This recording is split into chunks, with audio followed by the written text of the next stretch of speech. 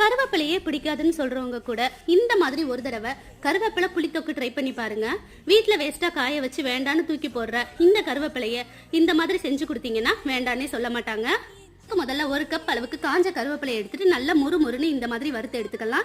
இப்போ ஒரு பேன்ல 1 table spoon வெந்தயம், 1 டேபிள் ஸ்பூன் கடுகு, 1 டேபிள் ஸ்பூன் மல்லி சேர்த்துட்டு நல்லா ட்ரை ரோஸ்ட் பண்ணிட்டு நல்லா ஆற விட்டதும் மிக்ஸி ஜாருக்கு மாத்திட்டு கொரன்னு அரைச்சு எடுத்துக்கலாம்.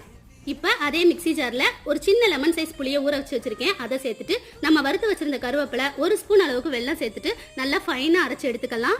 இப்போ அதே இதில் 1 ஸ்பூன் உப்பு, 1 டேபிள் ஸ்பூன் மிளகாத்தூள் சேர்த்துட்டு வெந்தய பொடியையும் சேர்த்துட்டு நல்லா ஃபைனா தண்ணி ஊற்றி அரைச்சு எடுத்துக்கலாம். இப்போ ஒரு அகலமான பேன்ல 2 டேபிள் ஸ்பூன் நல்லெண்ணெய் சேர்த்துட்டு சீரகம், கடுகு, உளுந்து, 2 வரமிளகா, 10 பல் பூண்டு தட்டி வச்சிருக்கேன். அதையும் சேர்த்துட்டு வறுத்த பேஸ்ட் கொஞ்சோண்டு தண்ணி சேர்த்துட்டு நல்லா மிக்ஸ் பண்ணிட்டு ஒரு 10 நிமிஷம் மீடியம் ஃப்ளேம்ல வச்சுட்டு எண்ணெய் பிரிஞ்சு வந்தது இறக்குனா ஒரு சூப்பரான கருவேப்பிலை புளித்தொக்கு ரெடி ஆயிடுச்சு. நீங்க இதை கண்டிப்பா ட்ரை பண்ணி பாருங்க. மறக்காம உங்க ஃப்ரெண்ட்ஸுக்கு ஷேர் பண்ணுங்க.